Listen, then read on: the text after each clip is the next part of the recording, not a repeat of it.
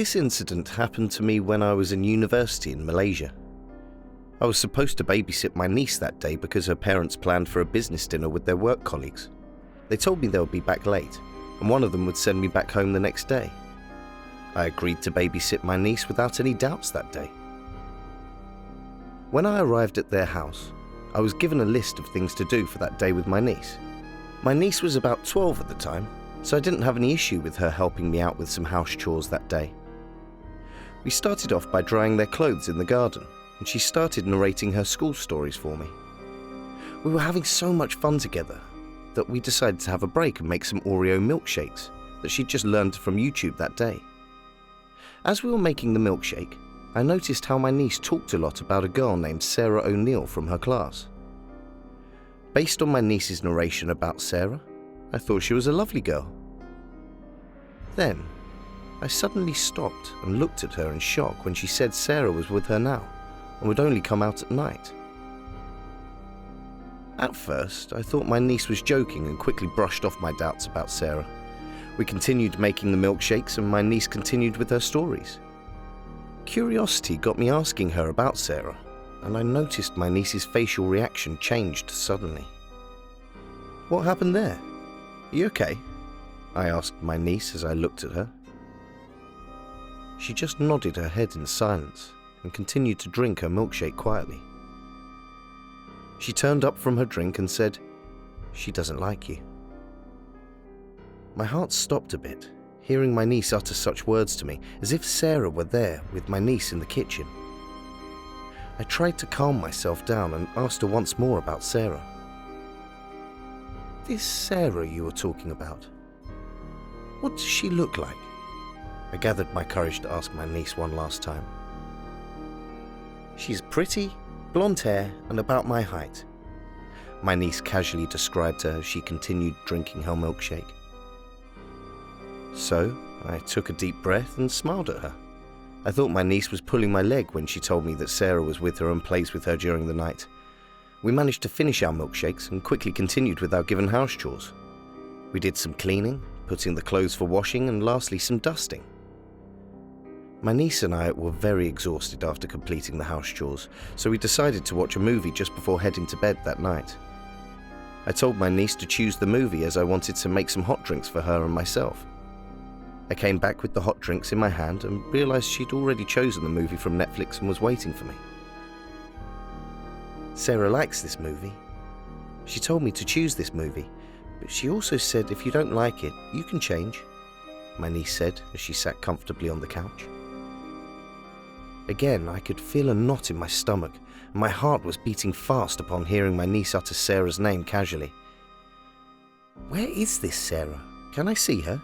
I played along with my niece. "I told you, she'll only come out at night. Now she is sleeping." My niece did not even flinch a little. "Now is night, sweetheart.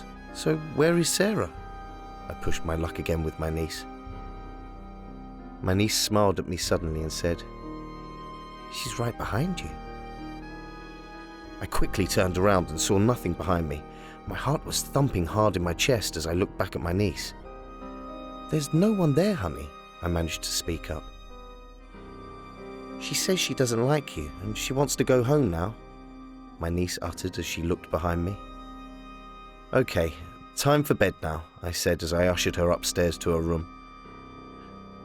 My niece shares her room with her parents in the main room, so they have a huge bed that would be shared by her parents and her 3 sisters, who'd gone to the school camp for that day. I put my niece to bed that night, and my niece suddenly asked me if she would play hide and seek before bed. "No, it's late and you should go to bed now." My voice was stern as I turned her down. That is when my niece looked at me with piercing eyes that scared me. I backed up a little as I noticed how stiff she was looking at me without any words uttered or any body movement. "I told you to go home. Go home now," my niece growled in another voice at me. Her voice was much deeper and scarier when she yelled at me to go home. I quickly got down from the bed and rushed to my handbag for my phone. My niece was still sitting on her bed, but she was chanting something under her breath in a gibberish language. Her body swayed back and forth as she mumbled those words under her breath.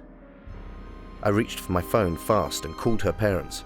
I narrated the whole story to them and told them to come back as soon as possible.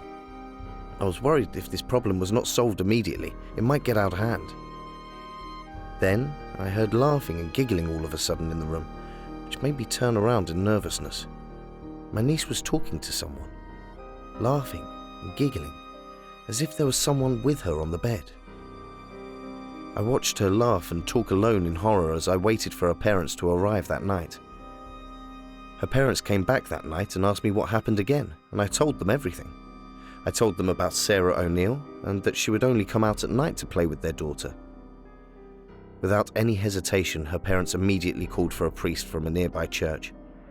I wondered how they were rooted to the ground with fear when I outed Sarah's name. Sarah O'Neill recently died in a car crash 2 weeks back, my sister-in-law explained as her voice broke.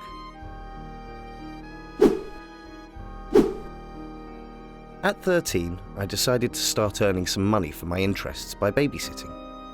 Most of the people I babysat for were clients of my dad's or by people spreading the word that I was available. I was babysitting for this family that had a boy and a girl, aged 7 and 9. The parents were pretty normal, gave me a full schedule and told me not to bring any boys around. As soon as the parents had left, the little girl sang, "We are all alone now." It was a creepy voice. It made me think of The Shining. Chills. It didn't help that the little boy immediately chimed in with, "I know. Let's play rape." I'm sure he probably heard it somewhere and knew it would cause shock value. It worked for me, leaving me bug-eyed and hurriedly trying to change the subject. The next hour felt like hell. They asked to watch South Park, which seemed like something the parents wouldn't have approved of. So after I told them no, the little girl tried to tell me that they could go play on the PlayStation while I watch whatever I want. Like I was going to fall for that one.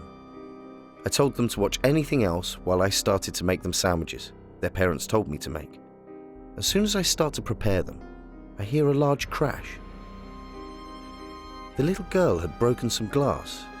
As I cleaned, the kids just stared at me with wide eyes. I went back to making them sandwiches after cleaning up the glass. I made them chicken sandwiches, made the veggie one for myself as I'm a vegetarian. As I was finishing them, the little boy screamed bloody murder. I ran over to the couch to check on him and he cried out about his ankle writhing in pain on the couch. I noticed from the corner of my eye that the little girl slipped out of the room, but I ignored it to attend to her brother.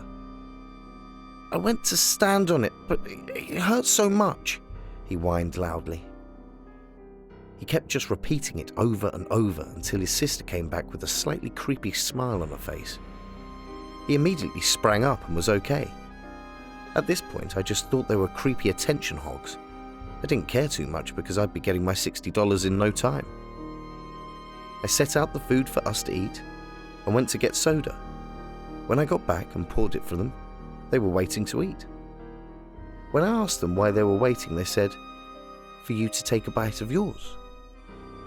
At that moment, I was so glad I decided to look inside the sandwich because I found shards of broken glass inside.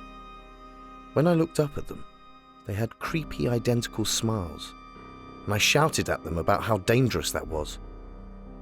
Instead of apologizing or being ashamed or confused, they just started to laugh. This laughter wasn't cheerful or happy. It didn't sound like a noise coming from small children. It was low, threatening, sadistic, terrifying. I'll never forget that laughter. After that, I knew I couldn't stay with those kids alone, so I asked my older sister to come and watch them. When we left that night, I was in chills. I couldn't stop thinking about the whole encounter, and I never babysat for them again.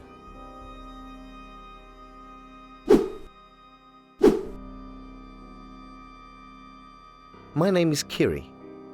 I live in a town called Mackenzie in British Columbia, Canada. When I was 13, I babysat a little girl named Emma, one of the sweetest kids you could ever think of. I was a regular babysitter for her, so much so that when I couldn't babysit for a few months, she called all her other babysitters by my name. This happened after I came back to be a regular babysitter for her. It was about 10:30 at night. I'd already put Emma to bed and had been channel surfing. Now, while sitting on the couch, I heard something run down the hallway to the bathroom.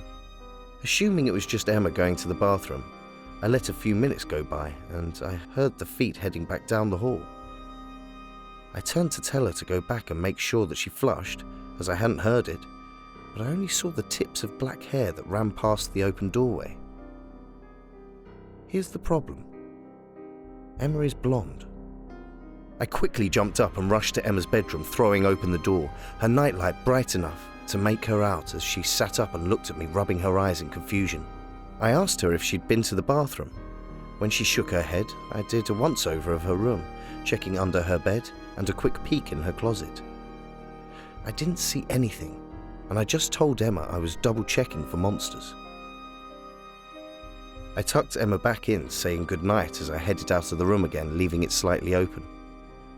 I began to walk away, but stopped when I heard Emma speak. Thinking she was going to ask me something, I turned to listen to her. Only I heard, "You should have said something. Don't scare her. I really like her." I didn't say anything to the mum about this and continued to babysit Emma until they moved away. I always made an effort after that to include the being. If Emma was drawing, an extra spot was set up. It seemed to make Emma happy, and nothing ever startled me again. Thank you for watching this video. If you want to support this channel, we have a link in the description for that. Don't forget to give a subscribe, a like, and press the bell to get notifications. Tell us your thoughts in the comments section. You can also send us your real or fictional horror stories.